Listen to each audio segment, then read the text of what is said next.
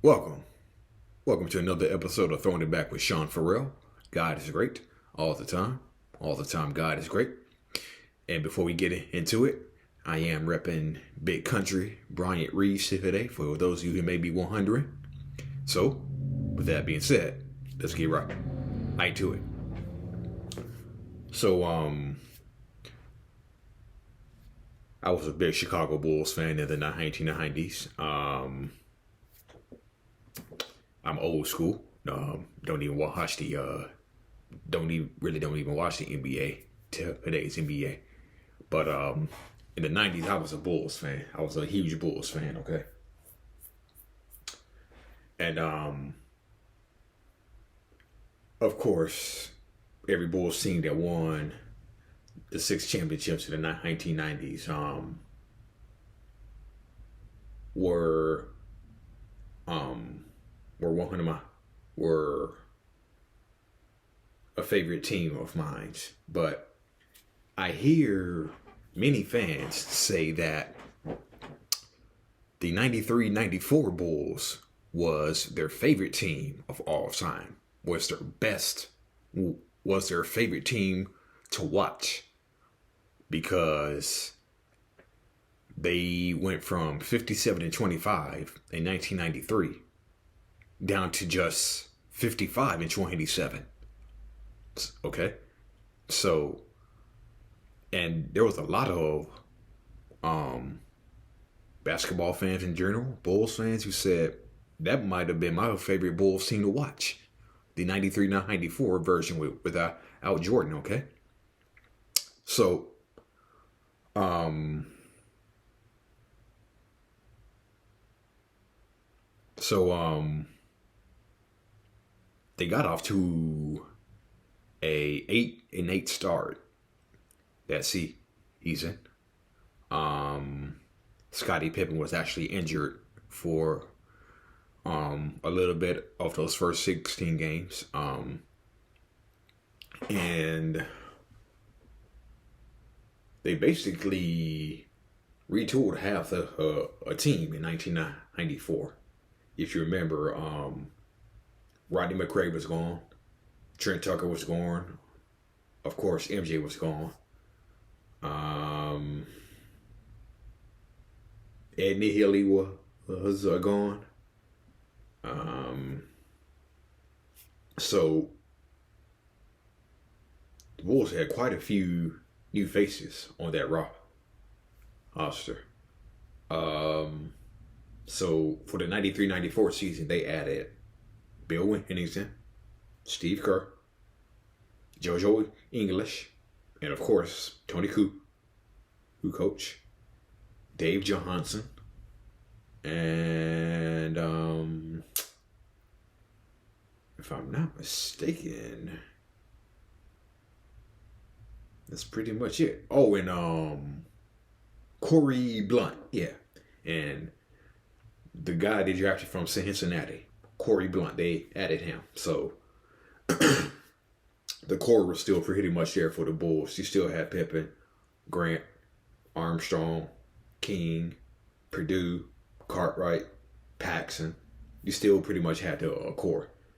And if you talk to Steve Kerr will tell you that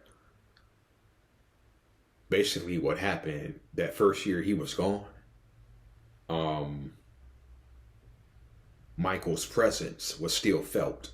Okay, so despite the fact that Michael was gone, his presence was still felt on the team, and they were the defending world champions, and you had Cartwright, Paxson, Grant, and the team still had a swagger.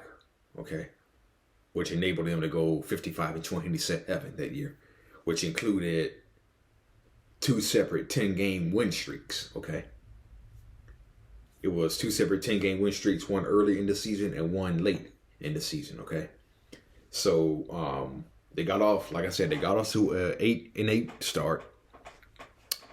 One of those 8 victories was a 115-111 victory over the Clippers, in which Danny Manning had 43 points.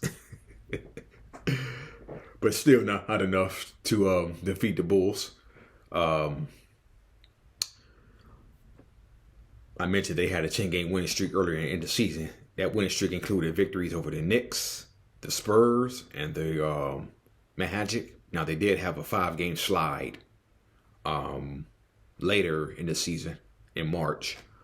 But they rebounded to win 18 of their last 24, which included another 10-game win streak to finish at 55-27. Swept Cleveland in the first round. Then, in all honesty, it should have been a sweep. They should have swept the Knicks, okay? They should have swept up the Knicks in the second round, okay? Because they had a big lead in game 1, I think. Lost it. They had a big lead in game 2. Lost it. Had a big lead in game 3. Lost it, but won it. And won game 4. So if they could just hold those leads, if the Bulls could just hold those leads, it would have been a 4-game sweep of the Knicks in the second round. The Knicks were more than beatable that year. And I just can't help but think back, but say, what if the Bulls held those leads?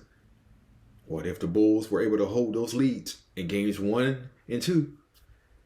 Oh my God. It would have been a 4-game sweep. Oh, man. And then, of course, there's game 5, the Hugh Hollins game, where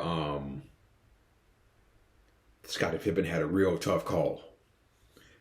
And, of course, there was the game 3 where he sat out. He was upset that he didn't get hit the shot. And Tony Kukoc got the shot. So there's that as well. And so after all of that,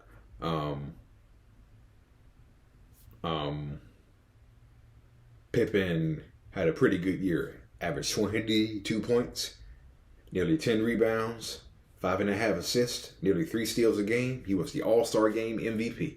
Okay. And there was envy growing between Pippen and Kukoc because Kukoc had nearly the same salary as Scottie Pippen's salary. So they lose to the Knicks in 7 games. Jerry Krause wasn't happy about the incident if you watch The Last Dance. And so the Bulls never told Scottie Pippen that he was attempting to be traded. So Jerry Krause had a deal put together with the Seattle Supersonics, okay? He had a deal put together with the Sonics that would give them Shawn Kemp plus the draft pick, and that would allow the Bulls to take Eddie Jones from Temple. Of course, we all know Eddie Jones went to the Lakers. Because why? Well, because at the last millisecond, Seattle said, nope, not doing it. The trade that never was. The trade that happened, but never did. It's a weird saying, but the trade that never was. Anyway, but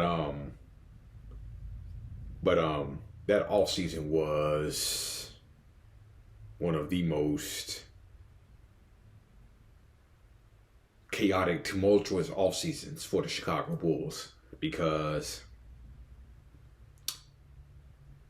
Cartwright had retired, but the Seattle Supersonics got him bring him back out of retirement. So Cartwright was with Seattle. John Paxson had retired. Horace Grant had signed with the Orlando Magic.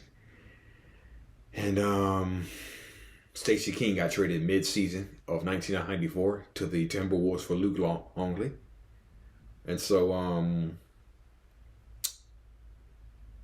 and not only that, Johnny Bach was actually fired. Johnny Bach was actually fired by Jerry Krause. Yeah.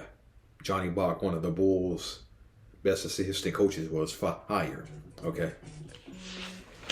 He was fired, and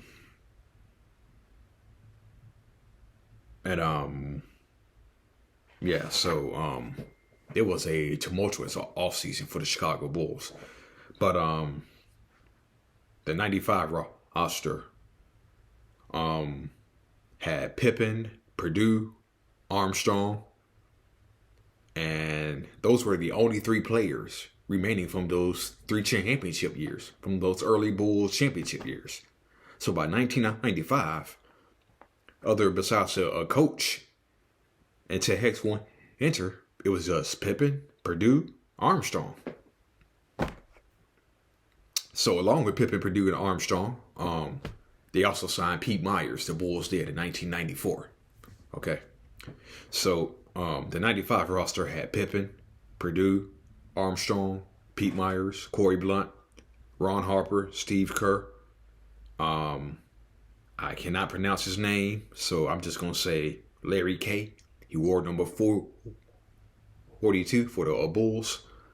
Judd Bushler, Tony Kukoc, Bill Wennington, Greg Foster, who began the year on the Bulls, Dickie Simpkins, and JoJo English. Okay.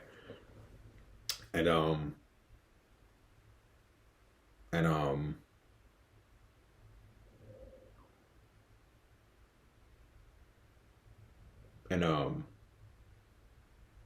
I was reading a book on Michael Jordan, where Michael Jordan, who was in Birmingham when Pippen had out in Game 3, Jordan said, "Poor Scotty. I kept telling Scotty it's not easy to beat me. Now he knows." And Steve Kerr recalled at that time, it was a devastating thing at that time. Okay? It was a devastating thing for Scotty and Scotty's career. So, all of that combined with all the all-season moves that had happened, that 95 roster was way weaker, okay? They did lose to some of the worst teams in the NBA. They lost to the Clippers that year. They did lose to the Bullets, who won only 21 games that whole year.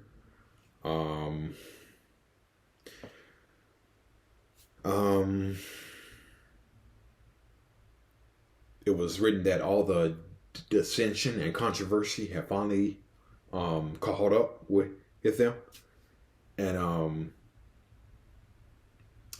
Steve Kerr said what happened in 95 was Cartwright, Paxson, and Grant were gone, and they missed their leadership. They really didn't have nobody physically. They really didn't have nobody leadership-wise, and the Bulls had faded, and they had lost their edge and their energy and reality. And reality had set in. When Steve Kerr said they faded, what he meant was Michael Jordan's presence had worn off going into the 1995 season. Michael Jordan's presence had worn off, okay? And I don't think this is mentioned, but I think just as important was Steve Kerr said that the 94 squad carried themselves like champions and his team still had a swagger, and Michael Jordan's presence was felt, okay?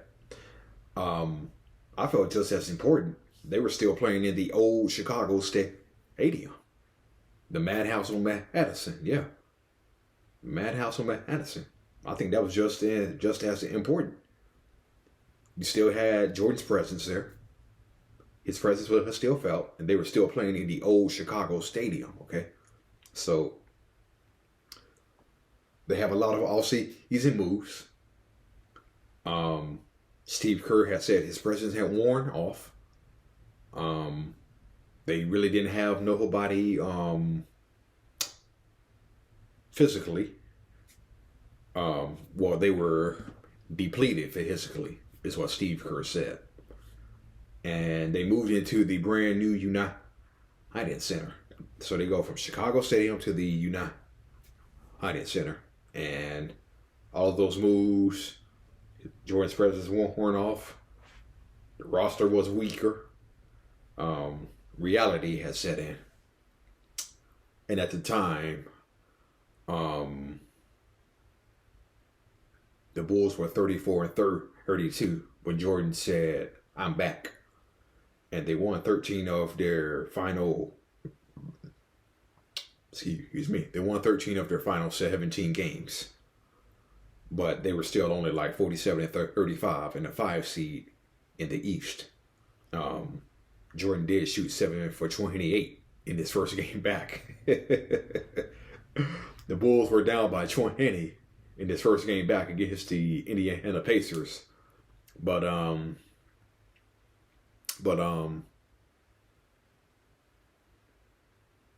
he did intensify his defense, and the game went to overtime. Pacers won 105-96. Yeah, so they won 13 of their final 17. Jordan drops 48 points in game 1 against the Charlotte Hornets, which should have been a sign because the Hornets lost the series 3 games to 1. And then,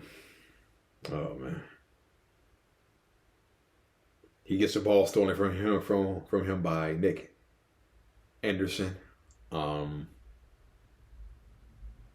Grant goes back on the other end, jams it.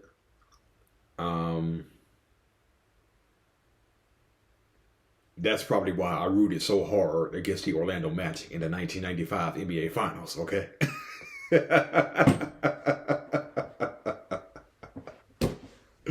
That's probably why I rooted so hard against the Orlando Magic in the NBA Finals that year. And when Olajuwon tipped that ball in, me and my brothers were like, "Yeah, baby, yeah." Oh. That's probably why I rooted so hard against the Orlando Magic, because they defeated Jordan and the Bulls. And so, of course, you have Grant, throwing his towel up, waving his towel in the air. Then, of course, Bulls come back for 95-96, and don't even need to tell you what happened after that. So yeah, but I hear a lot of people say the 94 Bulls were their favorite team to watch. That's what I hear from a lot of Bulls fans and basketball fans in general. The 94 team was their favorite team to watch. Yeah.